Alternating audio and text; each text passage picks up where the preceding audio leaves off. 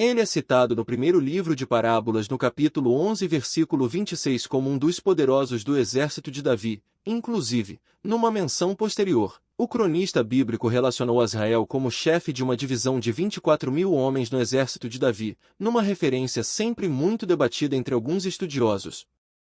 Acontece que nessa referência que está no primeiro livro de Parábolas, capítulo 27, versículo 7, Asrael é mencionado como o quarto dos capitães mensais de Israel durante o reinado do rei Davi. O problema é que Azazel já havia morrido quando Davi se tornou rei de todo Israel. Alguns críticos apontam uma certa inconsistência. No entanto, um estudo mais atento do texto bíblico revela que não há nenhuma contradição. Evidentemente, Asrael tinha uma posição de destaque entre os guerreiros durante o reinado de Davi em Judá. Após sua morte, que ocorreu antes de Davi reinar sobre todo Israel, seu filho Zebadias ficou em seu lugar. Dessa forma, o fato de o nome de Asrael ser relacionado numa posição de honra durante o reinado de Davi em Israel não se trata de uma contradição cronológica na história bíblica, mas muito provavelmente de uma referência a respeito de sua participação no exército de Davi, depois, de um tipo de honraria que Azazel recebeu póstumamente através da pessoa de seu filho como seu representante diante do exército de Israel. Mas, sem dúvida, o grande destaque de Asrael na Bíblia ocorre por conta de sua morte imprudente.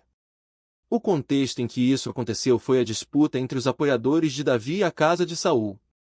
Nós sabemos que, depois da morte do rei Saul e seus filhos, Isbosete, o único filho de Saul sobrevivente, assumiu a liderança das tribos de Israel com o apoio de Abner, o comandante do exército de Saul.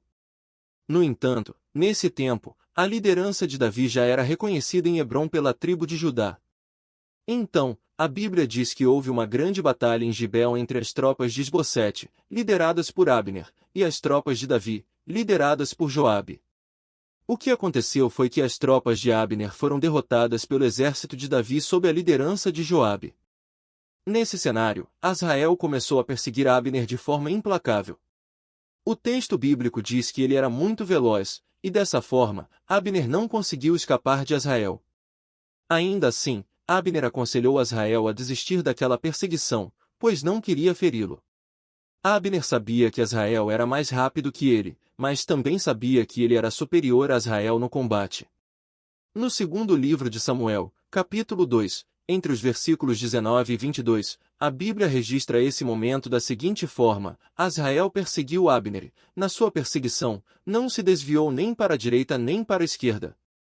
Então, Abner olhou para trás e perguntou: És tu, Asrael?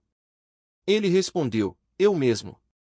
Então, Abner lhe disse: Desvia-te para a direita ou para a esquerda, lança a mão de um dos moços e toma-lhe a armadura. Mas Asrael não quis apartar-se dele. Então Abner tornou a dizer-lhe: Desvia-te de trás de mim.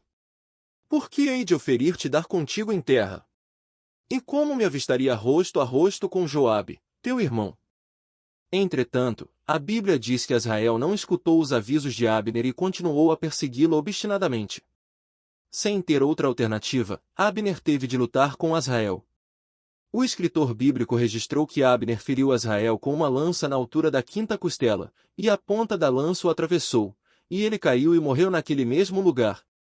Nessa história, a coragem de Asrael ficou evidente, mas também sua imprudência ao insistir em entrar num combate com alguém melhor preparado que ele. Na sequência, o texto bíblico registra que o corpo de Asrael foi sepultado no túmulo de seu pai, em Belém. Mas esse incidente entre Asrael e Abner trouxe consequências para Israel.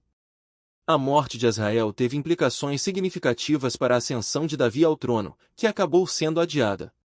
O que se seguiu foi uma longa guerra entre a casa de Saul e a casa de Davi. Por fim, depois de um grave desentendimento entre Abner e Isbosete, o comandante do exército de Israel resolveu apoiar a ascensão de Davi sobre um reino unificado. Porém, quando Abner finalmente articulou a união da nação sobre Davi, ele acabou perdendo a própria vida. Acontece que Joabe não havia se esquecido do que ocorreu no campo de batalha em Gibeu e, de forma traiçoeira, covarde e ilegal, ele matou Abner numa cidade de refúgio para vingar a morte de Asrael. Inclusive, o texto bíblico informa que, de alguma forma, Joabe teve ajuda de seu outro irmão, Abissai, para matar Abner. Por conta disso, Davi repudiou a atitude dos dois sobrinhos e os amaldiçoou, dizendo: caia este sangue sobre a cabeça de Joabe e sobre toda a casa de seu pai.